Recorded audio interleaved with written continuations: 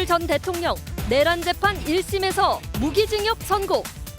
극우 내란 청산을 외치며 6.3 지방선거 승리를 위해 민심 잡기에 나선 신장식 조국혁신당 의원. 22대 국회의원. 조국혁신당 수석 최고위원. 조국혁신당 선거기획 단장. 조국 대표의 부산시장 출마 여부와 조국혁신당이 호남 지역에서 어느 정도의 선전을 거둘 수 있을지 관심이 쏠리고 있는데, 이재명 정부의 성공, 그다음에 내란 세력의 척결, 민주개혁, 5기 민주개혁 정부의 수립을 위해서 무엇이 효과적인 길인가? 신장식 의원이 본 조국혁신당의 지방선거 전략 집중 분석합니다. 설 연휴 이후 지방선거를 향한 정치권의 움직임도 한층 빨라지고 있습니다. 부동산 공방부터 민주당과 조국혁신당과의 관계 설정 등 주요 이슈에 대해 신장식 의원과 자세한 이야기 나눠봅니다. 신 의원님 안녕하십니까? 네, 안녕하세요. 네, 윤석열 전 대통령 내란죄에 대한 1심 재판에서 재판부가 무기징역을 선고했습니다. 윤 전 대통령은 1심 선고 뒤에 국민에게 사과한다면서도 구국의 결단이라고 밝혔는데요. 윤 전 대통령에 대한 1심 선고 어떻게 보셨습니까? 주문은 좀 수용 가능성이 있죠. 수용할 수 있습니다. 네. 무기징역이라는 주문은 납득이 된다. 그런데 그 주문에 이르는 법리는 굉장히 앙상했고요. 그다음에 양형 이유는 국민들에게 분노를 일으키는 양형 이유. 비교적 고령인 65세라든지 네. 공직에 오랫동안 봉직했다라고 하는 것을 감형 사유로 들었던 것은 사실은 국민들이 이례적이죠. 네. 좀 납득하기 좀 어려운 상황이었습니다. 네. 예. 장동혁 대표는 아직 1심 판결이라는 점을 강조하면서 무죄 추정의 원칙은 예외 없이 적용되어야 한다고 주장했는데요. 이게 어떤 의미일까요? 그 지방선거에서 소위 윤어게인 세력을 코어로 해서 이들과 함께 지방선거 치르겠다라고 하는 선언이고, 네. 그 이외의 윤어게인 이외의 세력들에게는 이번에 지방선거에서 기회를 주지 않겠다라는 선언이라고 볼 수밖에 없습니다. 네. 그러다 보니까 지금 국민의힘 안에서 원외 당협위원장까지를 포함해서 양 진영으로 저 태도라면 윤어게인 말고는 살아남을 수 없겠구나라는 판단을 하는 쪽과 윤어게인으로 지방선거를 돌파하자라고 하는 쪽이 좀 강하게 부딪힐 수밖에 없는 정치적 파장을 가져온 것이죠. 국민들은 분노할 수밖에 없고요. 공천에도 그러면 절대적인 영향을 저는 주겠네요. 절대적으로 그 부분이 영향을 줄 수밖에 없다라고 생각을 합니다. 아마 굿캅, 배드캅 나눠야 할 것 같아요. 네. 군복으로 추정되는 밀리터리 룩을 입고 오신 이정현 공관위원장이 배드캅 역할을 하고, 네. 장동혁 대표가 약간 굿캅을 하면서 일부 구제하는 방식으로 이 선거를 끌고 가지 않을까 예상해 봅니다. 네. 추미애 더불어민주당 의원은 내란 관련 재판 1심을 선고한 직위원 재판부를 두고 피고인의 핑계를 고스란히 받아줬다면서 2심, 3심을 내다본 하나의 세탁기 같은 역할을 했다, 이런 평가를 했거든요. 즉자적으로는 저는 그런 평가를 할 수도 있다라고 생각을 합니다만은 2심, 3심에서 현재 주문이 바뀔 가능성은 저는 없다라고 생각을 합니다. 즉 무기징역 이하로 유기징역으로 내려갈 여지는 저는 전혀 없고요. 네. 다만 이 과정에서 직위원 판사가 그나마 납득할 만한 주문을 만들어낸 것은 국민들이 계속해서 지켜봤고, 국민들이 계속해서 목소리를 높였기 때문에 가능했거든요. 네. 2심, 3심에서도 우리 국민들 그리고 정치권에서 사법개혁 그리고 법 왜곡죄 등의 제도적 개혁에 관련된 목소리를 계속 내야 네. 2심, 3심에서도 주문이 유지될 수 있겠다라는 생각은 해봅니다. 지속적인 압박이 이게 필요하다. 당연합니다. 이렇게 당연합니다. 보시는군요. 예, 당연합니다. 왜냐하면 법리나 양형 사유가 제가 보기에는 너무 앙상합니다. 네. 예. 이재명 대통령이 부동산 정상화 의지를 연이어 지금 강조하고 네. 있습니다. 사회 악은 다주택자가 아니라 다주택이 돈이 되게 만든 정치인이다, 이런 취재의 글도 올렸고요. 이 대통령 오늘 다주택자 규제로 전월세 가격이 오를 것이라는 국민의힘 주장에 대해서도 공박했는데요. 부동산 문제를 둘러싼 정치적 공방은 어떻게 보고 계세요? 저는 정치적 공방이 그냥 정치권에서 이것을 다루는 것은 너무 당연한 일입니다. 국민의 삶에 직결되는 일이기 때문에.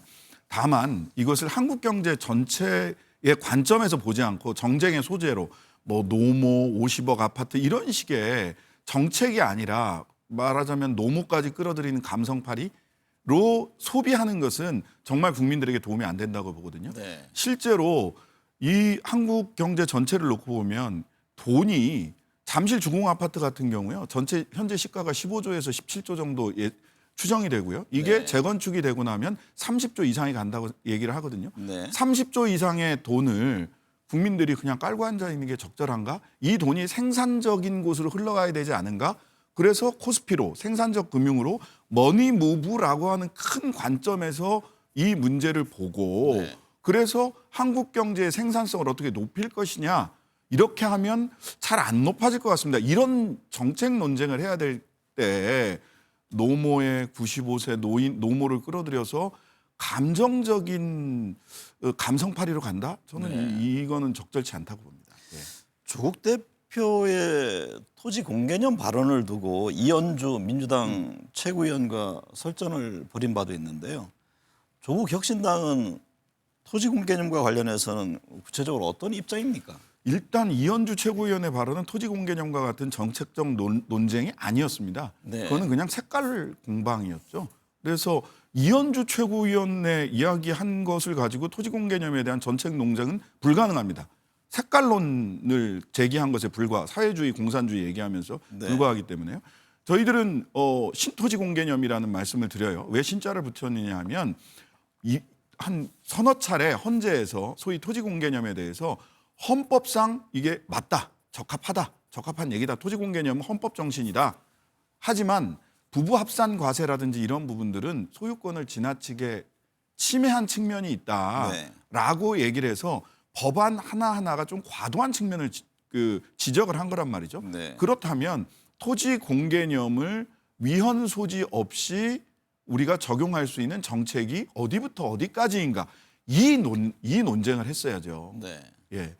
저희들은 그래서 이와 관련된 법안과 정책을 준비해서 얼마 전에 발표를 했고요.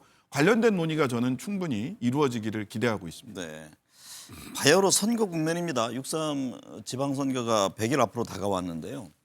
서왕진 조국혁신당 원내대표가 선거 연대와 관련해서 극우 내란 청산 연합이면 민주당과의 어떠한 방식의 연대든 수용하겠다 이런 입장을 냈습니다. 네. 이게 어떤 점을 염두에 둔 발언입니까? 사실 이것은 저희들이 제가 이제 선거기획단장으로 임명을 받으면서 제 일성이 저희들 선거 목표는 이번 선거 목표는 국힘제로 부패제로다 이렇게 네. 말씀을 드렸어요.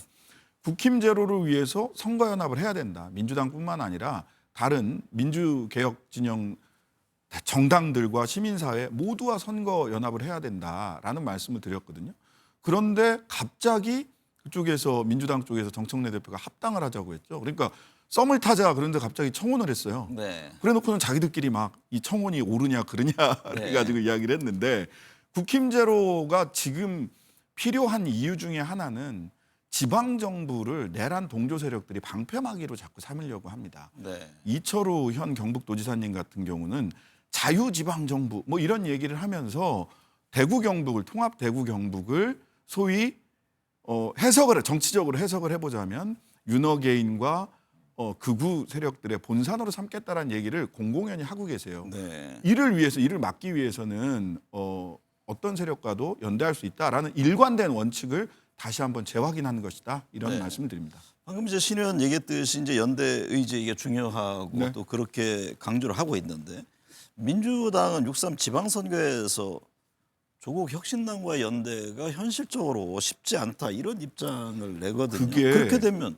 어떻게 되는 겁니까? 아니 그게 저희들은 그래서 처음에 연대와 통합이라는 말씀을 정청래 대표께서 하셨을 때 그 네. 연대가 선거연대를 포함하는 것인지 선거연대라면 어디서부터 어디까지의 연대인지를 좀 명확하게 설명해 달라라는 말씀을 처음 그 조국 대표가 제안을 받자마자 말씀을 드렸거든요. 네. 그런데 보면 이제 수석 대변인과 원내 대변인의 말씀이 연대에 대한 말씀이 같은 날 같은 프로그램 하는데 달라요. 그래서 민주당 내부에서 이 연대를 어디부터 어디까지로 생각을 하는 것인지 그 연대가 야 우리 언제 시간 나면 소주 한잔 해? 라는 식의 이야기인지 아니면 진지하게 상대방이 원하는 그 식단이 뭐고 뭘 좋아하는지 어떤 술을 좋아하는지를 정확하게 서로 코드를 맞춰서 날짜와 시간을 잡아가지고 어느 식당에서 만나자라고 하는 것인지 저는 민주당이 조금 정확하게 해주실 필요가 있겠다 싶습니다. 근데 지금 어쨌든 뭐 시간이 좀 있어서 지켜봐야겠습니다만 현재 민주당 입장이라면 호남 등 각 지역구에서 경쟁이 불가피한 것 아닙니까? 호남에서의 경쟁은 불가피합니다. 네. 예.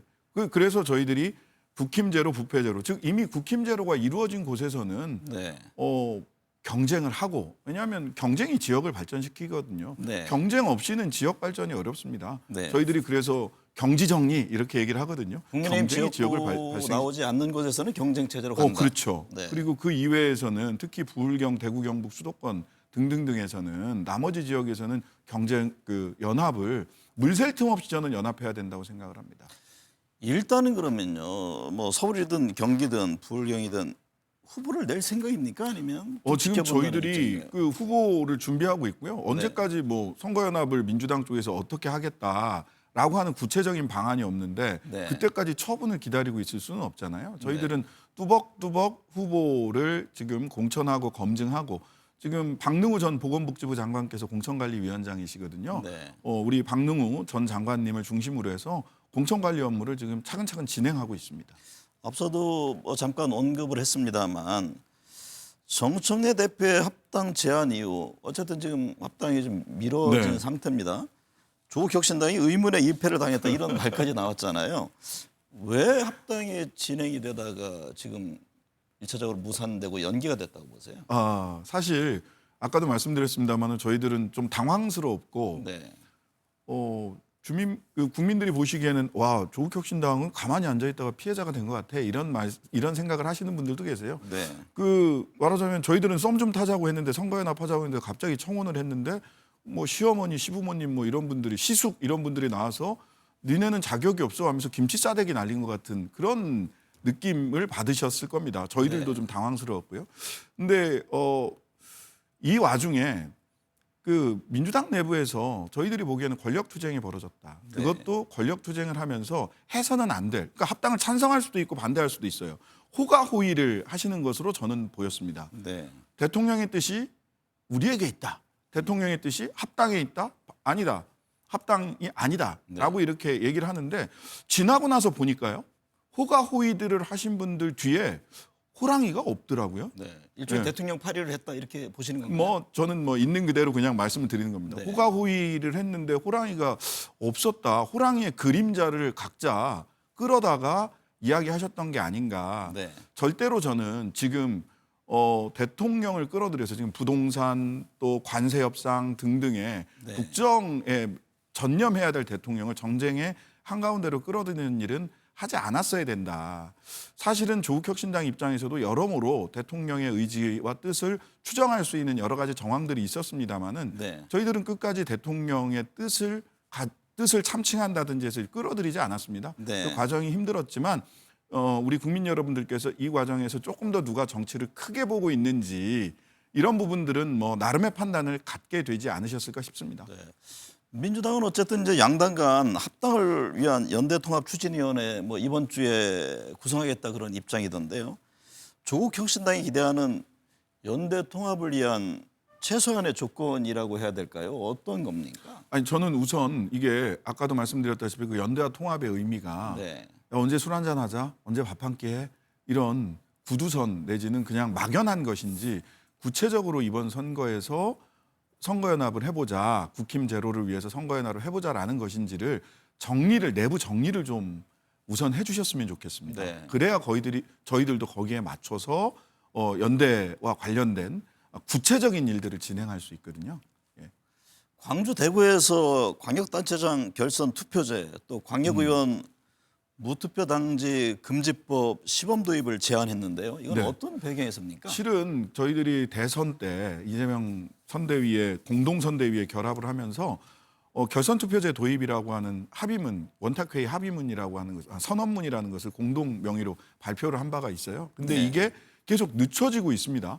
계속 늦춰지고 있는데 이게 전면적으로 도입을 하는 것이 결선 투표제를 전면적으로 도입을 하는 것이 아직 준비가 덜하다면 사실 대구 경북 통합시나 광주 전남 통합시는 통합이 되면서 몇 가지 문제가 생깁니다. 네. 하나는 양 지역이 하나의 당이 독점을 할 수 있는 곳이에요. 네. 정부와 지방 정부와 의회, 광역의회를 전부 다 한 정당이 독점을 할 수 있는 곳인데 더군다나 지금 통합 과정에서 지금 통합특별법을 보자면 의회는 통합이 안 됩니다. 네. 의회는 통합이 안 되고 시장은 통합시장과 통합도지사는 각각 통합이 돼요. 논의 중에 법에는 그렇게 예, 그렇게 되어 있습니다. 네. 그러면 견제하기가 힘들어집니다. 심지어는. 네. 그러면 다른 다양한 정치 세력을 가진 견제할 수 있는 세력이 양쪽 다 대구 경북이나 광주 전남에 들어가기가 어려워요.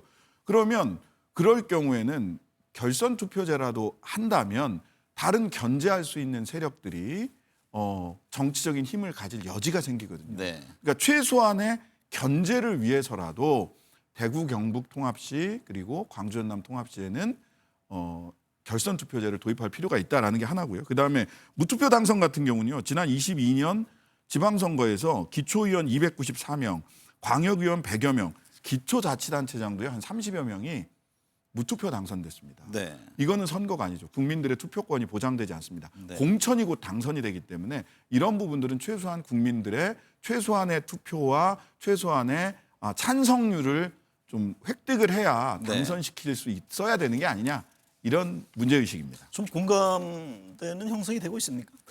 모르겠습니다. 저희들은 국민들이나 시민사회단체들, 광주 전남이나 대구 경북 쪽에 있는 시민사회단체들 쪽에서는 굉장히 공감의 폭이 높습니다. 네. 다만 지금 정치개혁특위가 지금 공전 중이라서 이 정치개혁특위에서 본격적으로 이번 돌아오는 주부터는 좀 논의가 되기를 기대하고 있습니다.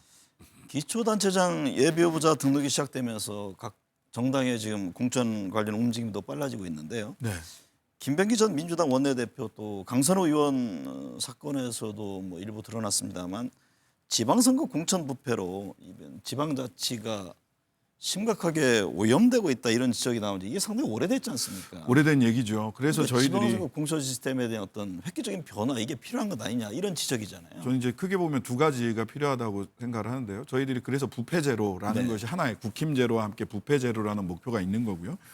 첫 인적 청산 뭐 이게 휴먼 에러냐 시스템 에러냐 이런 얘기가 김경 강선우 요 사건 때 김병기 원내대표까지 얘기가 나왔잖아요.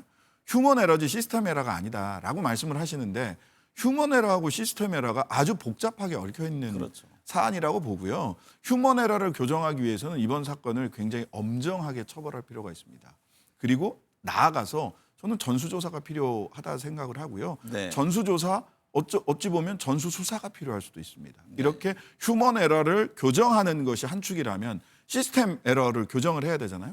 공천할 때 지역위원장들이나 그 지역구 의원들 공관위에서 원천 배제해야 됩니다. 네. 영향력을 차단할 수 지금 있어야 절대적이잖아요. 하고요. 예, 절대적이기 때문에 원천 배제하는 시스템을 당내에서 마련할 필요가 있다라고 보고요. 아까 무투표 당선 방지법이라든지 이런 것들은 이제 운영 체제를 바꾸는 거죠. 또는 그 기초위원을 지금 2명 내지 4명을 뽑는데 2명 뽑는 선거구에 무투표 당선이 무척 많습니다. 네. 국힘 1명, 민주당 1명 이렇게 공천하면 다른 쪽에서 엄두를 못 내는 거거든요. 네. 그래서 이거를 3명 내지 5명 뽑는 즉 비례성과 다양성을 넓힐 수 있는 제도로 바꾸는 것 등이 이런 부패를 없앨 수 있는 제도적인 장치 중에 하나가 아니겠나 그러니까 싶습니다. 선거구제라든가 협법 개정 이런 그렇습니다. 것까지 가야 되는데 지금 예. 이제 불과 뭐 한 100일 남은 상황에서 내일로 딱 100일이죠. 네. D-100입니다. 내일이. 네. 민주당의 귀책 사유로 재선거가 치러지는 경기 평택을 전북 군산에서는 민주당 후보를 공천해서는 안 된다 이런 주장도 했었는데요. 이 네네. 민주당에서 받아들일까요? 저는 이 부분은 그 의원님들 만나뵈면 의견이 좀 분분해요. 네. 다만 이거 그 무공천해야 된다라고 하시는 분들은 목소리를 탁 정확하게 논거를 가지고 말씀을 하시고 아이고 그래도 우리가 후보를 내야 되지 않을까 하는 분들은 목소리가 조금 줄어드는데 이건 이제 이런 거죠. 사실 문재인 전 대통령께서 2015년에 민주당 당원을 개정했어요. 제96조 2항을 개정해서 민주당이 자당 귀책 사유로 생긴 재보궐선거에는 후보를 공천하지 않는다라고 하고 정권을 잡으셨죠. 그리고 이재명 대통령께서는 전주을 이상직 후보 그 배제됐을 때 네. 여기에 당헌이 중간에 이낙연 대표 시절에 당헌을 바꿔서 서울시장 선거, 부산시장 선거에 귀책 사유가 있었음에도 불구하고 후보를 냈고 실패했고 정권을 잡지 못했습니다. 네. 그 이후에 이재명 대표 시절에는 군산 이상직 선거에서 전주을 이상직 선거에서 당헌이 공천할 수 있었음에도 불구하고 정치적인 책임과 국민적 신뢰 회복을 위해서 공천하지 않았어요. 그리고 네. 당선되셨죠. 민주당이 정치적 책임 국민들에 대한 그리고 국민적 신뢰 회복이라고 하는 측면에서 어떤 정치적 선택을 할 것인가 선택하셔야 된다고 생각합니다. 조국 대표가 이번 지방선거나 국회의원 재보궐선거에서 어느 곳에 출마할 것인가가 관심인데요. 네. 뭐 지금 부산 전재수 의원이 이제 시장에 출마할 경우에 해당 지역구 출마 얘기도 나오고 방향이 결정이 됐습니까? 아직 여러 가지로 고려를 하고 있고요. 저희 뭐 조국혁신당에서 가장 큰 전략 자산은 조국 대표이시고 네. 그리고 국민들의 염원과 바램도 다양한 측면에서 귀 기울여 지금 듣고 있고요. 3월 중순경쯤 되면 네. 판단을 하게 되지 않을까 싶습니다.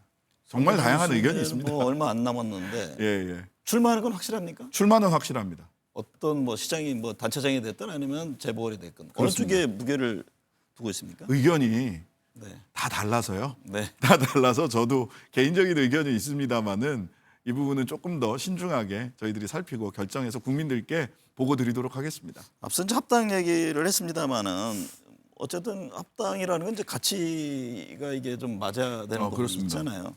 이재명 대통령 이제 한 8개월이 됐는데 어떻게 보고 계세요? 이재명 대통령 너무 잘하고 계시죠. 네. 특히 지금 이 코스피 이제 곧 6천 될 것 같아요. 네. 그 다음에 사실 저는 연말에 조금 걱정을 했던 건 뭐냐면 연말에 주식에서 돈 벌어서 그걸 가지고 부동산으로 돌아가면 어떡하나라는 네. 걱정이 컸어요. 소위 영머니 무브가 발생이 된다면 부동산도 주식도 이게 앞으로 나가기가 어려웠거든요. 네. 근데 그런 현상이 발생하지 않았고 그 부분을 정확하게 대통령께서 인지하고 계셨다는 거죠. 네. 그런 측면에서 보자면 대통령께서 한국 경제와 관련된 그랜드 디자인을 갖고 거기에 프로세스를 따박따박 거쳐갖고 계시는구나. 네. 그런 측면에서 굉장히 신뢰감을 국민들도 가지고 계시는 것 같습니다. 사실 주가 5천 예상 못했잖아요. 그러면서 못했죠. 말씀하신 대로 신뢰가 좀 쌓여가고 있는 그런 상황이 아닌가 이렇게 보입니다. 네. 그 신뢰 자산을 저는 그 국회나 정치권에서 자신들의 정치적인 욕망을 위해서 끌어다 쓰는 일을 하지 말고 그 신뢰 자산에 더욱더 제도적 뒷받침을 할 수 있는 일에 매진해야 된다 이렇게 생각을 합니다. 대통령뿐만 아니라 특히 여의도 정치도 많이 바뀌어야죠. 바뀌어야 됩니다. 조국 혁신당이 지난 총선 때 큰 성과를 보여준 것에 비해서 존재감이 약해졌다 이런 네. 평가가 나옵니다. 당 지지율도 그렇고요. 이번 6.3 지방선거에서 성과를 내기 위한 조국 혁신당만의 전략은 어떤 겁니까? 우선 사실은 1인 1표인 선거와 1인 2표인 선거에서는 당연히 다를 수밖에 없다라는 네. 생각을 하나 하고요. 그래서 지금도 여론조사를 할 때 비례를 누구를 찍을 거냐 하면 그냥 어느 정당 지지하세요? 라고 하는 것과는 좀 많이 차이가 나는 결과가 나오긴 합니다. 네. 여튼 저희들은 이번 선거 목표를 국힘제로 부패제로 이렇게 말씀을 드렸던 것은 지금 우리가 정치적으로 목표를 해야 될 것은 내란 동조 세력들을 정확하게 심판하는 것, 네. 지방정부 뒤로 내란 세력들이 숨지 못하도록 하는 것이 하나라면 두 번째는 이재명 정부, 국민주권 정부의 성공을 위해서 정치가 어떤 역할을 해야 될 것이냐. 그러려면 지방선거에서 크게 이겨야 됩니다. 네. 그래야 대통령의 신뢰자산, 정치적 힘을 더 키울 수 있고요. 마지막으로는 5기 민주개혁 정부를 어떻게 출범시킬 거냐. 이 정권의 성과를 어떻게 이어갈 것이냐. 네. 이 세 가지 기준을 가지고요. 여기에 조국혁신당이 쇄빙선의 역할을 제대로 해 나가는 것이야말로 여전히 이번 지방선거에서도 조국혁신당이 견제해야 될 가장 큰 자세다 이렇게 생각하고 있습니다. 네. 그동안 개혁 의지를 선명하게 제시해온 조국혁신당은 다가오는 지방선거에서 어떤 정책과 비전을 보여줄까요? 오늘 함께해 주셔서 감사합니다. 네, 감사합니다.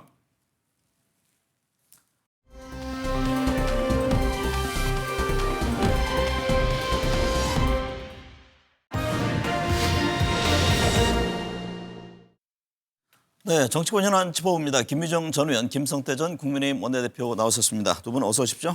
예, 안녕하세요.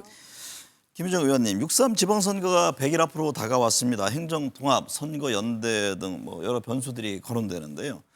최근에는 이재명 대통령이 연일 강조하는 이 부동산 시장 안정화 정책이 어떻게 귀결될지 주목하는 분위기입니다. 이 대통령은 오늘도 다주택자 규제로 전월세 가격이 오를 수 있다 이런 국민의힘 주장을 반박했는데요. 지금 부동산 관련 논의 어떻게 보고 계세요? 일단은 선거 앞두고 이 부동산 특히 다주택자에 대한 어떤 규제를 강화하는 이런 것은 정무적인 판단으로만 본다면 선거에 불리한 요소가 될 수도 있겠죠. 그런데 네. 대통령은 그런 어떤 정치적인 고려하지 않고 반드시 이 부동산 가격을 안정화시키겠다라는 강력한 의지를 연일 보이고 있기 때문에 SNS에서 연일 지금 정책을 내고 있잖아요. 네. 실제로 한 달 전보다 매물이 좀 늘어났고요. 전세나 어떤 매물 그 가격도 상승폭이 조금 둔화가 되고 있고 실질적인 효과는 조금씩 드러나고 있는 것 같습니다. 그런 점에서 저는 대통령이 연일 표방하고 있는 이런 이 대책이 시장에 주는 어떤 일관된 모습이 불확실성을 제거하는 데는 좀 도움이 된다고 생각하고요. 네. 특히 과거의 어떤 그 규제 강화 정책하고 좀 다른 것은 지금 주식시장으로 돈의 흐름이 좀 이렇게 가고 있고 코스피가 뭐 어떤 조기 달성했다고 할까요? 6천, 7천까지도 바라보고 있는 이런 상황이기 네. 때문에 과거의 어떤 저희 진보 정권, 민주당 정권에서 했던 정책과는 조금은 다른 양상이 보이고 있다. 그래서 장기적으로 이걸 좀 봐주셨으면 좋겠다라는 말씀드리고 싶습니다.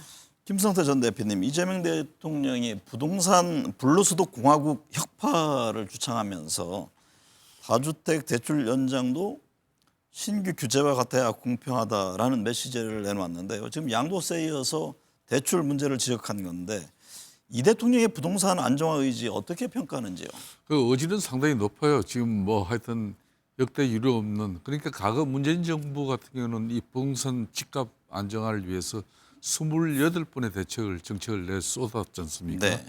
그러니까 시장이 반응하고 실패하다마다 계속 이제 정부 정책으로 가지고 이렇게 뭐 집값을 안정화시켜 보려고 한 그런 뭐 노력이 있었지만은 계속 실패를 거듭했죠. 마지막에는 이제 흔히 말하는 이제 임대차 3법으로 그냥 완전히 정권 연장까지도 실패하는 큰 사유가 거기서 나왔거든요. 네. 근데 이제 이재명 대통령 같은 경우는 지금은 상당히 심리전이에요. 네. 그러니까 정책을 먼저 내놓는 게 아니라 대통령이 이 다주택자 중과 유예라든지 앞으로 뭐 똘똘한 한 채에 대해서도 이런 불로소득 부분에 대해서는 100% 이제 기본소득 개념으로 토지세로 이렇게 한수하겠다. 이런 입장들이 이제 심리전으로 네. 더 이상 이제 집값 고공행진에 대한 그런 뭐 이익을 득하는 그런 투자 수단으로 집을 바라보지 마라. 그도 시장의 시그널을 확실히 주는 것 같아요. 확실히 줬죠. 네. 그래서 이게 이제 어떻게 보면 상당히 좀 영리하고 영악한 측면인데 그 심리전을 많이 펼쳐놓고 그다음에 이제 정책이 정부에서 따라가도록 하는 것인데 네. 그러다 보니까 지금 현재 앞에 김 의원님 말씀처럼 시장이 이게 버티면은 결국은 이제 이긴다 이런 입장에서 최근에 좀 이제 매물도 뭐 설 쉬고 나서 이제 증가하고, 매물이 네. 확실히 뭐 확대되고 증가된 부분은 그거는 이제 뭐 과거에 이제 이 매도 우위에서 지금은 이제 확실히 매수 우위가 된 그런 시장이 재편되고 있는 거는 네. 뭐 틀림없죠. 김유중 전 의원님, 미국 대법원이 트럼프 미 대통령의 그 관세 정책에 제동을 걸었습니다. 하지만 이제 대법원의 판결은 상호 관세에 국한된 것이지 뭐 이게 자동차나 반도체에 적용되는 품목 관세와는 관계가 없잖아요. 트럼프 대통령 가만히 있을 분이 아니잖아요. 네. 그 추가 관세 방안을 찾을 텐데 네.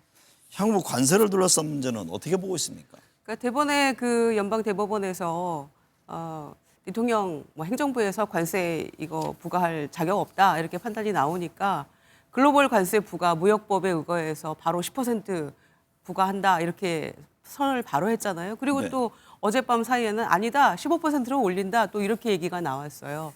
그런 점에서 저희는 이제 상호관세 15% 부분은 뭐 무효가 됐다고 할 수 있겠습니다만은 품목별 관세가 저희한테 굉장히 더 중요하잖아요. 네. 자동차, 뭐 반도체, 그다음에 철강 이런 부분들은 네, 주요 품목들이죠. 네, 주요 품목인데 사실상 무역보호법에 근거를 하고 있기 때문에 이거는 품목별 관세를 우리에게 압박이 들어올 수 있기 때문에 뭐 재협상하자 이런 얘기할 수는 없는 것 같고요. 이 부분이 이제 한 150일 동안 글로벌 관세가 유효하다고 하는데 미국 의회가 어떻게 나올지 이게 또 혹시 영구적으로 가는 건 아닌지 이런 부분을 저희가 좀 경계해야 될 것 같고요.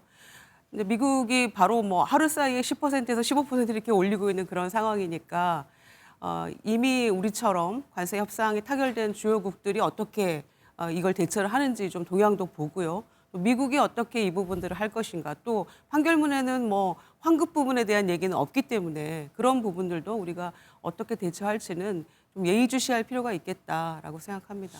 방금 이제 김 의원님 말씀대로 우리 정부는 지금 미국과 맺었던 투자 합의는 유지하되 진행 상황을 지켜보겠다 그런 입장입니다. 청와대는 미국과 우호적 협의를 이어가겠다면서 이 대미투자 특별법 이것도 차질 없이 추진해야 한다 이런 입장인데요. 사실 뭐 이런 중차대한 외교적 문제는 여야가 따로 있을 수 없잖아요. 그렇습니다. 정부의 대응을 어떻게 보고 계세요? 지금 오늘도 이제 금융연수원에서 뭐 당정청이 이렇게 이제 긴급 현안 이제 회의를 하고 있지 않습니까? 네. 지금 이 시간 아마 하는 걸로 제가 알고 있는데 이 부분에 대해서는 당연히 작년 11일 민주당이 이제 대미투자 특별법을 발의한 부분이 다른 법은 민주당이 그렇게 뭐 마음만 먹으면은 신속하게 다 처리할 수 있으면서 이 대미투자 특별법 같은 경우는 물론 뭐 소관 상임위 기획재정위원회가 이제 국민의힘 이미자 의원이 위원장으로 있는 그런 상임위다 보니까 민주당 마음대로 하지 못하는 그 한계는 분명히 있지만은 그래도 민주당이 마음만 먹으면은 이 대미투자 특별법 처리는 신속히 할 수도 있었죠. 그렇지만은 지금 미국 내 정치적 상황 그리고 이제 다른 국가들의 이 실행 상태도 좀 우리 정부 입장에서는 조금 지켜보려고 했던 그런 측면도 있지 않습니까? 네. 근데 이제 뭐 트럼프의 엄청난 트림으로 또 이제 긴급하게 우리가 대응을 하고 있는데 결론은 이번에도 국익 최우선이고 그다음에 한미 동맹의 전략적 가치를 활용한 그런 대응 방안. 네. 뭐 그런 측면에서는 야당 입장에서도 뭐 트럼프는 상당히 뭐 전통적인 동맹관계 이런 거 다 무시하고 자국의 어떤 그런 이익적인 측면에서 특히 올 11월 달 미국의 뭐 트럼프의 중간 평가 성격을 치고 있는 그 선거에서 이기는 길을 위해서 어떻게 보면은 뭐 짤 대로 짤 수밖에 없는 거예요. 네. 이번에 뭐 미 연방 뭐 대법원 뭐 그런 판결이 있었다고 해 이복 결정이 있었다고 한들 그걸 수용하고 뭐 조용하게 있을 사람이 아니잖아요. 네. 뭐 그런 측면에서 우리 정부 입장에서도 이런 때일수록 여야 머리 맞대 가지고 상당히 슬기롭고 지혜로운 그런 대처가 필요하다고 보고 있습니다.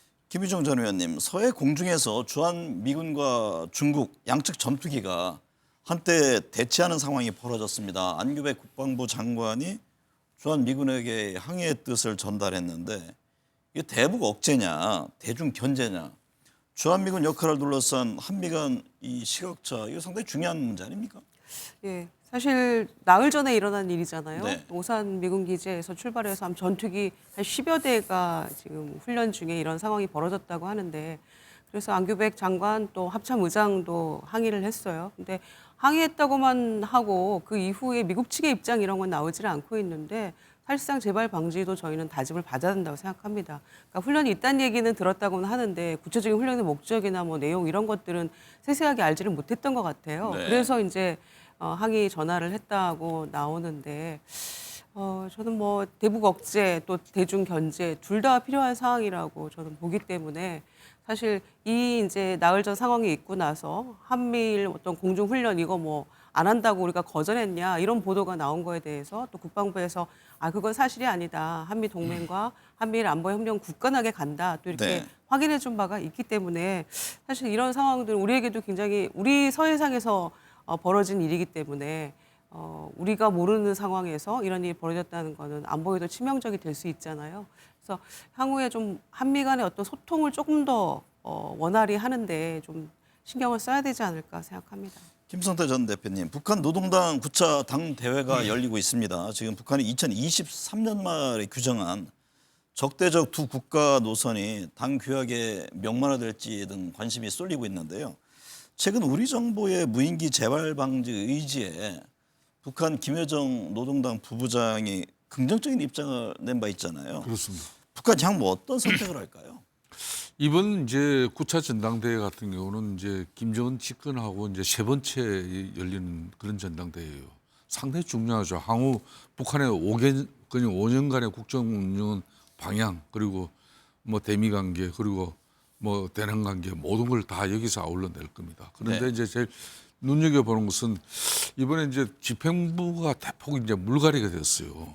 과거 이제 8차 당대회 같은 경우에는 그 김영철 뭐 과거 그러니까 대남 라인들이 좀 중심에 서 있었는데 네. 이번 같은 경우는 뭐 최선희 애무상 이런 쉽게 말하면은 실무 애교 중심 라인들이 이제 전진 배치가 됐어요. 또 중요한 것은 김일성 이후에 이제 주석직이 없었지 않습니까? 네. 이걸 이제 주석직을 직함을 이제 가져가지고 다시 이제 부활한다는 그 의미는 1인 독재 체제를 더욱더 이제 확고하게 강화시키겠다는 그런 의미를 담고 있어요. 네. 그래서 이제 과연 이제 또 그런 가운데 후계 구도도 지금 이제 그 딸 김주의 공식적인 직함을 이번 전당대회를 통해서 부여할 것인지 후계자로서 이제 위상 강화를 이제 말하는 거겠죠. 경제 전략 측면에서도 그러니까 유엔 안보리 제재 속에서도 뭐 자력 경선을 어느 선까지 어떻게 유지하겠다는 입장을 가질 건지 네. 이런 모든 부분 또 이제 한국과의 또 이런 향후 이제 이 불편한 관계를 어느 정도 협력적 관계로 이렇게 변화시키는 그런 의미를 담아낼 건지 네. 이번 전당대회 시작은 미국하고 한국을 적대적으로 엄청난 비난 속에서 이 시작을 해야 되는데 그 부분은 살짝 듣고 지금 시작을 하고 있거든요. 네. 그래서 저는 상당히 좀 눈여겨 지켜보고 있습니다. 김유정 의원님, 이재명 대통령이 김인호 산림청장을 직권 면직했습니다. 음주 운전에 따른 것으로 그 원인이 밝혀졌는데 사고 뒤에 그 직권 면직까지 하루가 채 걸리지 않았습니다. 어떤 점을 상징하는 것으로 보고 계세요? 저는 뭐 이거는 일반인이라 하더라도 거의 면허 취소 수준의 음주운전을 했다면 저는 뭐 굉장히 강력한 처벌을 받아야 된다고 생각하는데 더군다나 고위공직자가 이제 산림청장이 한 6, 7개월 되지 않았습니까? 네. 그런 상황에서 이런 음주운전을 했다는 것은 정말 놀라운 일이었습니다. 그래서 처음에 직권면직, 실정법 위반으로 직권면직했다는 속보가 떴을 때 도대체 직권면직될 만한 어떤 법 위반이 있었을까, 무슨 문제가 있었을까라고 굉장히 궁금했거든요. 의아했었는데 결국에 보니까 정말 말도 안 되는 음주운전 그리고 네. 보행자도 칠 뻔한 이런 황당한 사건이었어요. 그런 점에서 저는 공직자들의 어떤 영상물이 상당히 위험했더라고요. 그러니까요. 정말. 네. 그 횡단보도를 그냥 지나쳐서 이렇게 그 재빨리 보행자가 피하지 않았더라면 네. 정말 인명사고까지도 갈 수 있었던 위험한 순간이었는데 이거를 그냥 보고 지나갈 수는 없죠. 그리고 더군다나 지금 산림청장의 산불 대응에 굉장히 힘써야 될 시기인데 오늘도 바람이 굉장히 많이 불고 네. 곳곳에서 지금 산불이 일어나고 있는 이 상황에서 이런 말도 안 되는 일을 저질렀다는 거에 대해서는 일벌백계 차원에서라도 저는 대통령이 아주 신속하게 결단을 잘 하신 거라고 생각합니다. 김성태 전 대표님, 청와대 업무량이 역대 최고 수준이라고 합니다. 이제 이에 대해서 이재명 대통령이 전쟁 같은 상황이라 어쩔 수 없다라면서 이해를 구하기도 했는데요. 참모들에게는 우리에게는 휴일도 주말도 없다라고 말했다고 전해집니다. 말 그대로 하루하루 지금 총력전을 펴고 있는 건가요?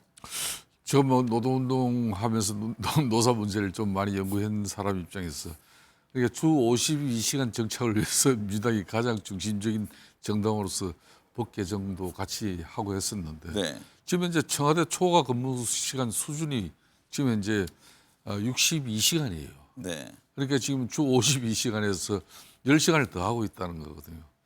그만큼 이제 어떻게 보면은 이제 뭐 근로 기준도 어겨가면서 지금 이제 민생을 챙기고 있고 특히 13 비상계엄 이후에 국가의 불확실성을 제거하고 또 이제 국제 이제 특히 미국에 다변화된 그런 정세 이런 부분에 대응하기 위해서 고생하고 있다 그런 내용을 지금 이야기하고 있는 건데 그렇지만은 이제 뭐 지금 이제 대통령제 국가에서는 이제 청와대의 그만큼 뭐 또 역할이라는 것은 더 중요하기 때문에 네.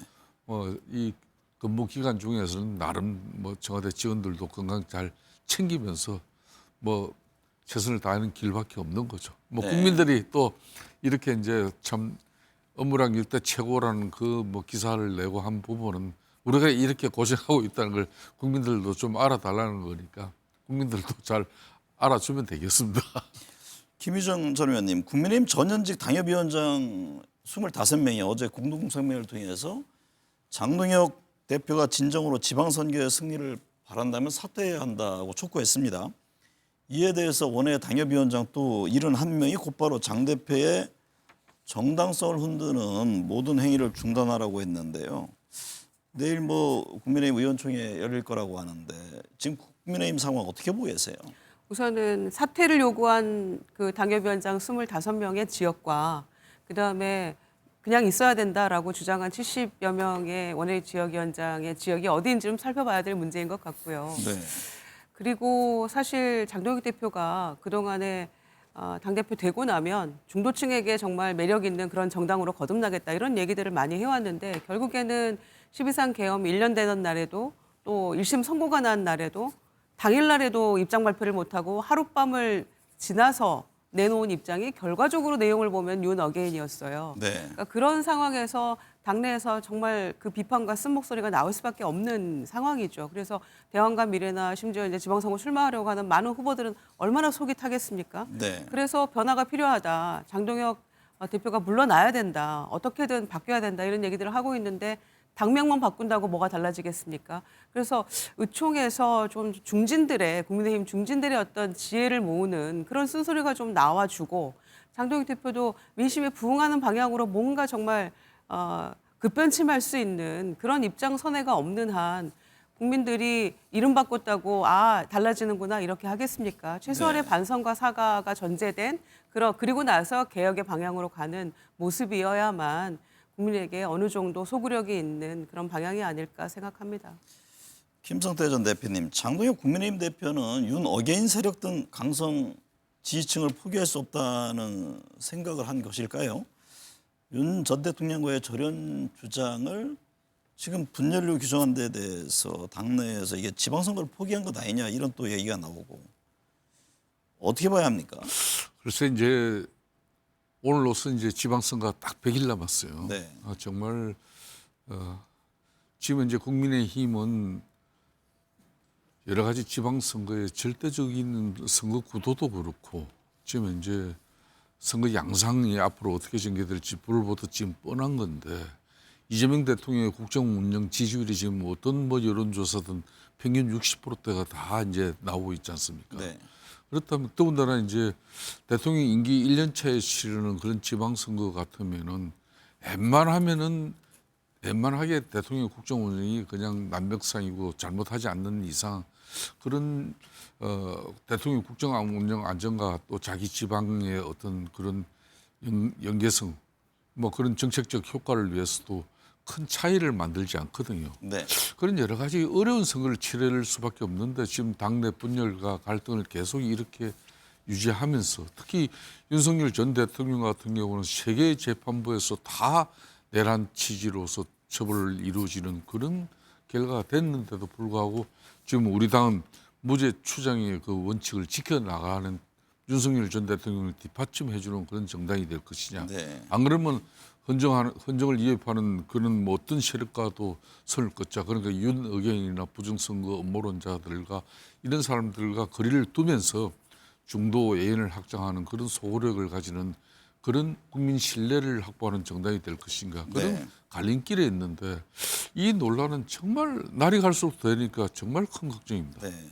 김유정 전 의원님, 최근 무죄가 확정된 송영일 전 민주당 대표 민주당 인천시당 복당 신청서를 제출했습니다. 본인의 지역구였던 과연 개항을에 출마할 것인지 관심이 쏠리는데 같은 날 또 김남준 청와대 대변인이 개항을 출마를 공식화하면서 사직서를 제출했고요. 민주당 내부 교통정리 필요한 상황이 됐습니다. 네, 글쎄 말입니다. 저는 사실은 재보선은 전략공천이 사실 원칙이기 때문에 네. 송영길 대표가 전 대표가 이제 무죄를 받고 복당도 하고 출마 의지를 표명하고 있었고요. 그다음에 김남준 대변인 같은 경우에도 사실은 이제 개항을 뭐 어느 정도 얘기가 나왔던 터라서 전략공천이 기본 원칙이라면은 어느 정도 물밑에서 교통정리가 된 줄 알았어요. 네. 김남준 대변인도 청와대에서 이제 대통령의 어떤 복심으로 고생을 했고 송영길 대표도 그 대통령의 대권과도에서 상당한 역할을 했던 분이기 때문에 뭐 두 인재를 놓칠 수는 없는 거 아닙니까? 근데 만약에 지금처럼 정리가 안 되는 상황이면 결국에는 경선으로 갈 수밖에 없을 텐데 네. 그렇게 되면 또 어떻게 될 것인가? 아직은 좀 추이를 지켜봐야 되는 상황인 것 같습니다. 김성태 전 대표님, 유시민 작가가 민주당의 이 대통령 공소 취소 모임에 대해서 미친 짓이라고 비판하자 해당 의원들이 지금 발끈하고 나섰습니다. 상대당이 보기에는 어떻습니까? 상당히 지금 이제 집권당 이재명 대통령이 국정 운영 지금 8개월밖에 안 되는데 너무 일찌감치 이제 좀 권력 갈등이 이루어지고 있다 이렇게 보고 있어요. 그러니까 이제 이재명 대통령의 친정집인 민주당이 지금 현재 거대 입법 권력이고 그의 중심이 정청래 당대표인데 정청래 당대표의 이런 홀로 서기가 너무 저는 일찍 시작됐다는 그런 분위기를 느껴요. 그러다 보니까 네. 이제 당청 간에 흔히 말하는 갈등이라는 말이 자연스럽게 이제 형성되고 나올 수밖에 없는 것이고 그동안 1인 1표제라든지 또 이제 조국 혁신당하고의 당대당 통합 문제라든지 이런 부분들이 다 사실상 1호 당원인 이재명 청와대하고 사전에 긴밀한 공조나 협의 없이 뭐 정청래 당대표의 자신의 어떤 정치적 승부수를 통해서 진행되고 있는 거 아니겠습니까? 네. 거기에 대한 이제 뭐 민주당 내적으로 이 쉽게 말하는 친명 체제 친정 세력들이 이제 조직적으로 다 들고 일어난 거죠.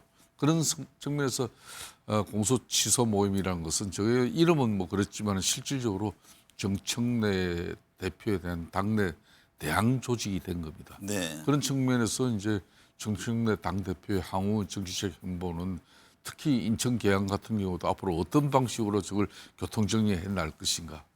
뭐 그에 따라 가지고 이제 자신의 8 전당대회 뭐 연임 여부도 아마 저는 결정될 것 같아요. 네. 오늘 두 분 말씀 감사합니다.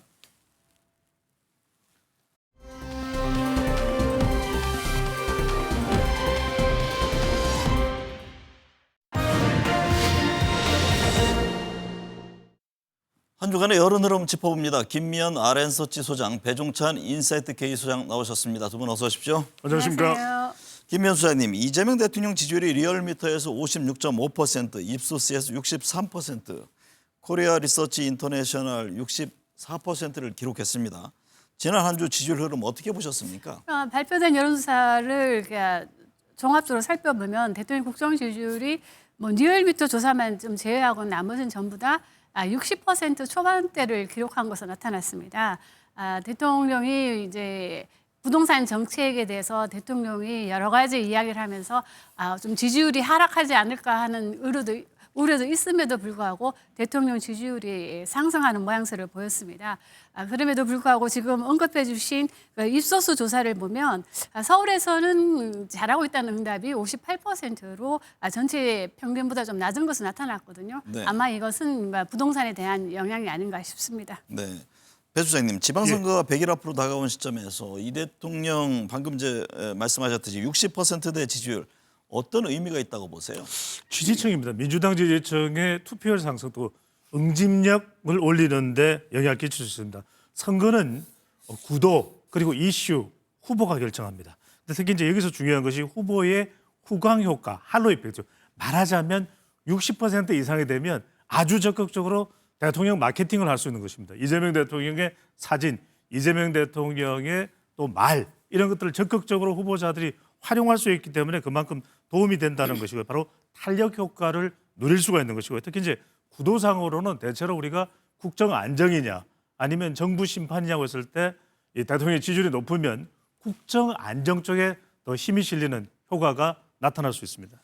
김 소장님, 이 대통령 연일 부동산 정책을 강조하고 있잖아요. 입소스 조사 결과 다주택자 양도세 중과가 효과가 있을 것이다. 이렇게 응답한 게 57%인데 이 대통령 지지율에도 지금 연이은 부동산 정상화 의지가 지금 영향을 미치고 있다고 봐야 합니까? 저는 그렇다고 생각합니다. 왜냐하면 대통령이 지금 취임한 지 한 9개월 정도 되는데요. 이제 허니문 기간도 끝났기 때문에 통상적으로 본다면 대통령 국정주율이 좀 하락하는 모양새를 보이는 게 정상이라고 보여지는데 의외로 대통령이 부동산 정책을 이야기하고 난 뒤부터 대통령 국정 지지율이 상승을 하는 모양새를 보여줬습니다. 네. 그것은 바로 이 부동산 정책에 대해서 많은 국민들이 지금 조사 결과에서 나오고 있듯이 입소수 조사뿐만 아니라 갤럽 조사에서 보면 이 부동산 정책에 대해서 찬성한다는 응답이 가만히 넘는 걸로 조사되고 있습니다. 그것이 대통령의 국정 지지율을 어느 정도 끌고 가는데 좀 주력했다고 보여지고요. 가장 크게 이 부동산 정책 때문에도 대통령이 국정 지지율이 상승하는 요인에는 대통령이 먼저 치고 나왔다는 점이 저는 상당히 점수를 주고 싶은데요. 네.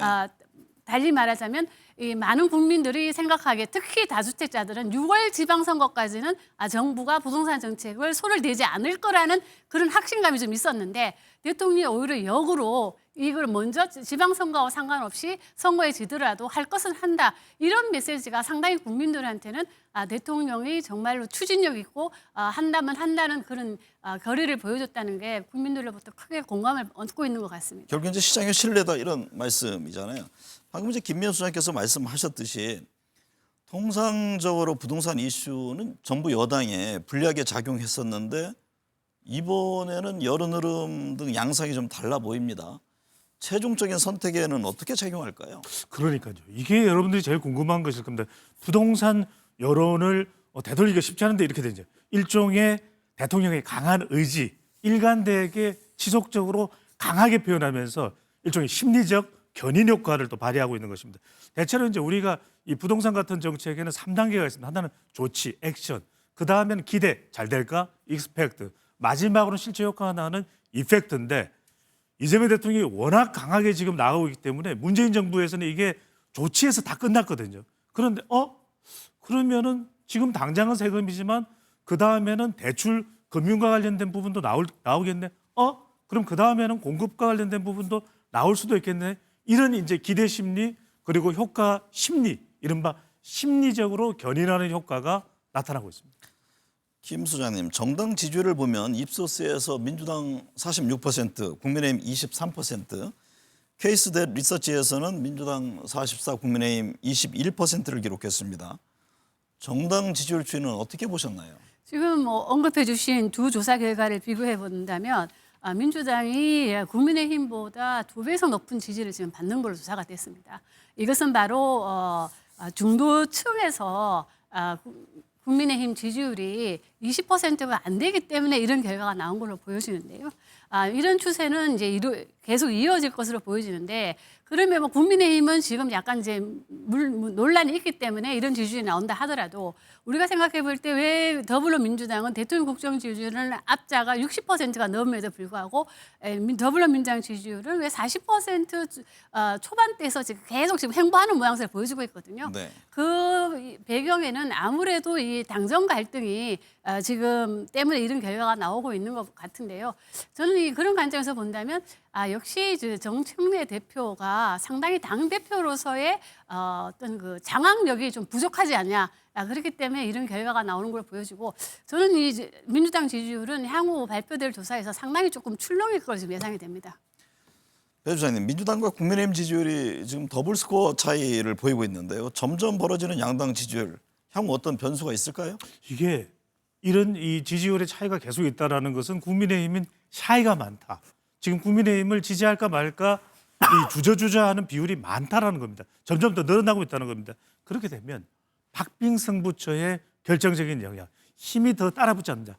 정당 지지율은 지방선거에서 비타민이거든요. 그런데 이렇게 되면은 박빙승부처 1에서 3%포인트 불과 100표, 500표 차이로 당락이 달리는데 여기서 중도층, 무당층, 수도권, 30대, 자영업층, 주부층에서 국민의힘이 지지율이 낮으면 네. 탄력을 받기가 매우 어려운 상황이 될 걸로 보입니다.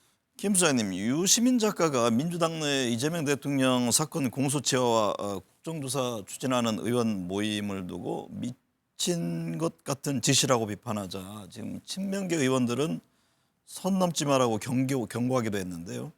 이 같은 충돌이 당 지지율에는 어떤 영향을 줄까요? 부정적으로 보입니다. 왜냐하면은 이제 유시민 전 작가는 이제 진보 진영의 최대 스피커인데요. 그 스피커와 그리고 소위 이제 민주당 내 친명이라고 이제 일컫는 당 의원들끼리의 지금 충돌인데요. 그러나 저기 객관적으로 생각해봤을 때 공소 취소를 하기 위해서 이렇게 연합회를 만드는 게 국민들은 어떻게 받아들일까? 네. 그런 관점에서 본다면 저는 이 같은 충돌은 오히려 노이즈 효과로서 알지 못하는 모든 국민들, 많은 국민들에게 이러한 상황을 좀 알리는 그런 효과도 있었기 때문에 저는 향후 이거는 좀 상호 당 지지율에 좀 부정적이지 않을까 싶습니다. 송 전 대표가 민주당에 복당 신청서를 제출하면서 이제 과거 지역구였던 인천 계양을 출마 여부에 관심이 쏠립니다. 김남준 청와대 대변인이 인천 계양을 국회의원 보궐선거 출마를 해서 사직을 했잖아요. 지금 교통정리가 필요한 상황인데 어떻게 보고 계세요?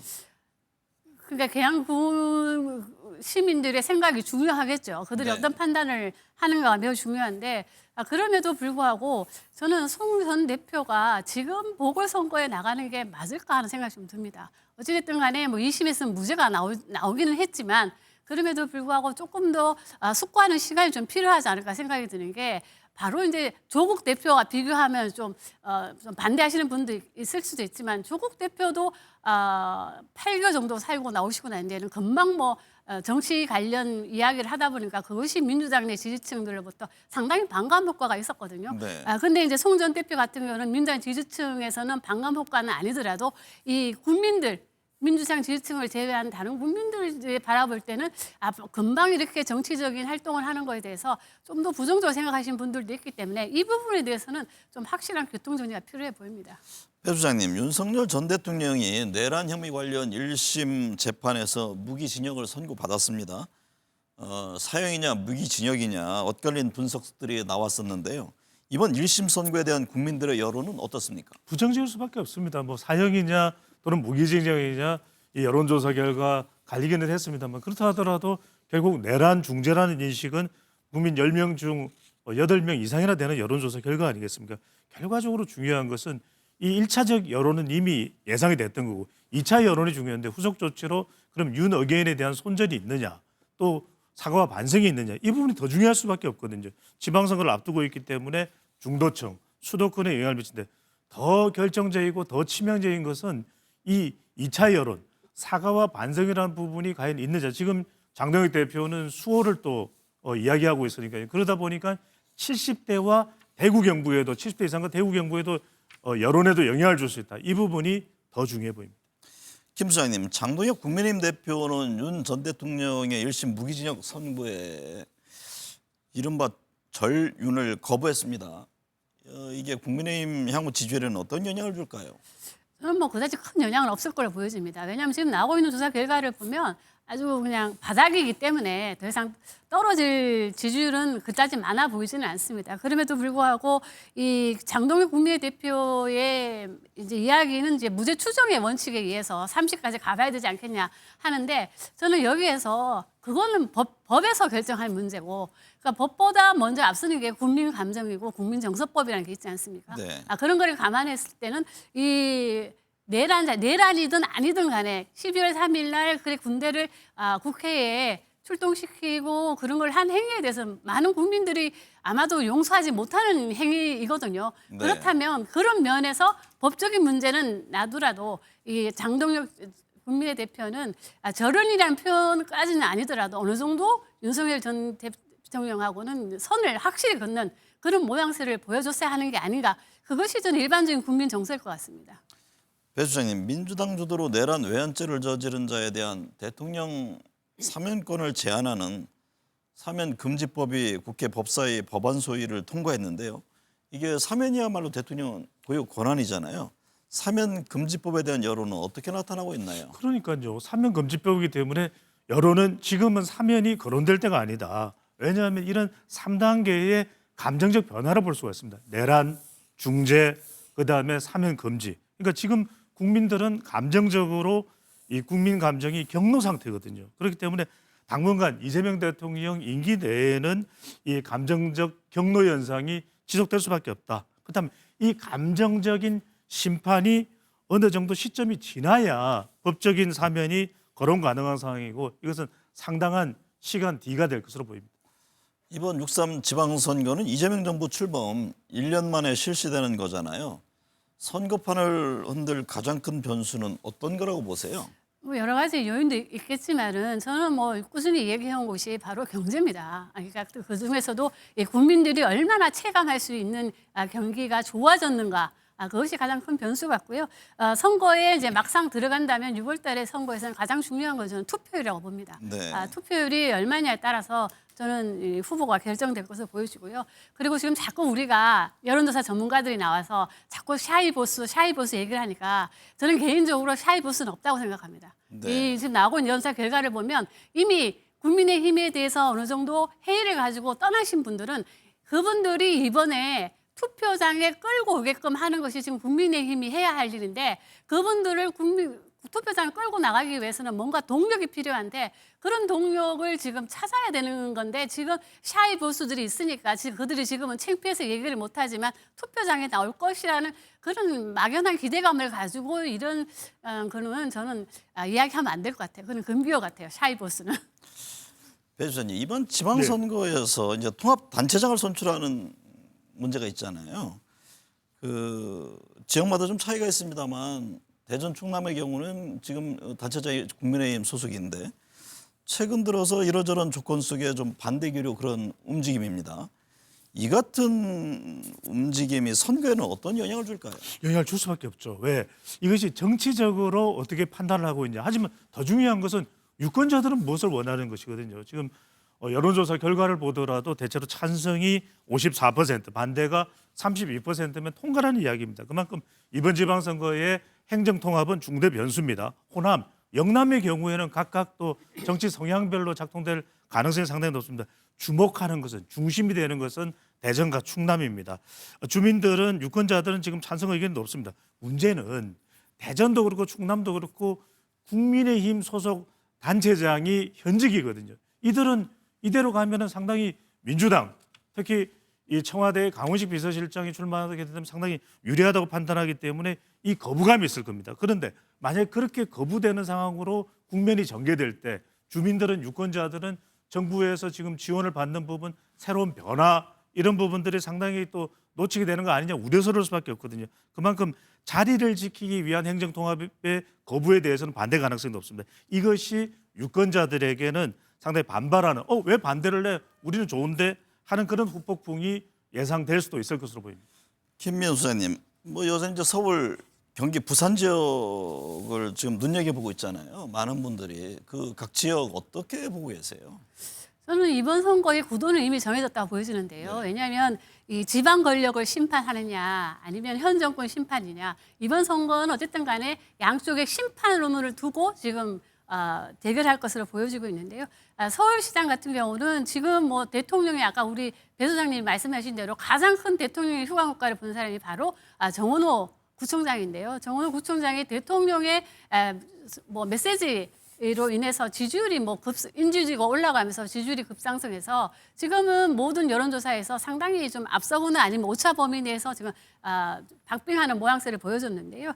그러나 저는 이번 선거에서 매우 중요한 거는 기존에 우리가 알던 이 유권자층이 상당히 분화됐다. 그것이 네. 진보든 보수든 간에 근데 새롭게 이게 분화된 이 층들은 기존의 그 정치적 문법과는 설득이 안 되는 사람들입니다. 네. 그렇기 때문에 양당 모두 어떤 새로운 정책, 새로운 아젠다를 발굴해서 다가가야 될 것으로 보여집니다. 배 주사님, 예. 뭐 다른 지역들 쭉 계속 나오고 있습니다만 국민의힘이 대구에서도 위태롭다 뭐 이런 이야기까지 나온다고 하던데요. 이 점은 어떻게 봐야 합니까? 그럴 가능성도 배제를 할 수가 없습니다. 최근에 여론을 보면은 불과 1년 반 전만 하더라도 대구가 경북이 이렇지 않았거든요. TK는 말 그대로 보수의 심장, 최후 보루입니다. 근데 국민의힘이 역대 선거에서는 유리했죠. 근데 이번에도 이 구도상으로는 불리합니다. 그런데 기반상으로는 그래도 보수의 텃밭, 유리한 그런 점이 있습니다. 그런데 워낙 지금 지지율상으로 좋지 않다 보니까 어떤 결과가 나올지 예측할 수는 없습니다. 상당히 역대 어느 선거와는 비교할 수 없는 국민의힘은 대구, 경북에서도 어려운 싸움이 될 것으로 보입니다. 국회의원 재보궐선거도 몇 군데 있잖아요. 네. 그 부분은 어떻게 보고 계세요? 근데 미니 총선급이 될 것이라고 지금 전망을 하고 있는데 저는 이 국회의원 재보궐선거 같은 경우는 서울 수도권에서 있는 선거에서는 상당히 여당이 좀 약진하지 않을까 뭐 그런 생각이 듭니다. 왜냐하면 이 중도층의 표심이 아직까지는 이 집권 여당에 쏠려져 있기 때문에 저는 뭐 미니 재보선에는 상당히 여건이 좀 유리하지 않을까 하는 생각 좀 해봅니다. 네, 오늘 도움 말씀 감사합니다.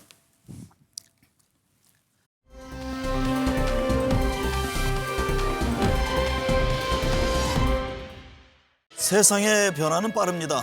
언론 미디어 생태계의 지형 역시 판도 변화가 눈에 띕니다.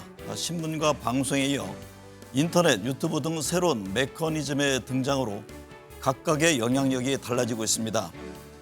영향력 권한에 따른 책임의 깊이도 당연히 달라질 수밖에 없습니다. 요즘 보수와 진보를 넘어 같은 진영 내 유튜버들 간의 갈등과 대립의 장면을 목격합니다. 미디어를 표방하는 모두에게 무엇을 위해, 누구를 위한 외침인지 각각의 위치와 역할에서 냉철한 자문을 요구받고 있습니다. 진정 시청자와 독자, 시민들을 위한 것인지 아니면 정치적, 사회적, 경제적 이익을 위한 이해관계 헤게모니의 싸움을 하는 것인지 등에 대해서요. 인간은 신이 아닙니다. 당연히 전지전능하지도 않습니다. AI 혁명 등 빠른 속도로 변화하는 21세기에는 그래서 더욱더 아집이 아닌 겸손과 성찰이 중요합니다. 특히 겉과 속이 다른 표리부동은 금방 드러나고 용납되지도 않습니다. 성장과 변화가 빠르듯이 우리 사회가 지향해야 할 보편적 가치를 망각하고 진정성이 사라질 때 개인이나 그 어떤 조직도 몰락은 한순간입니다. 시청해주신 여러분 감사합니다.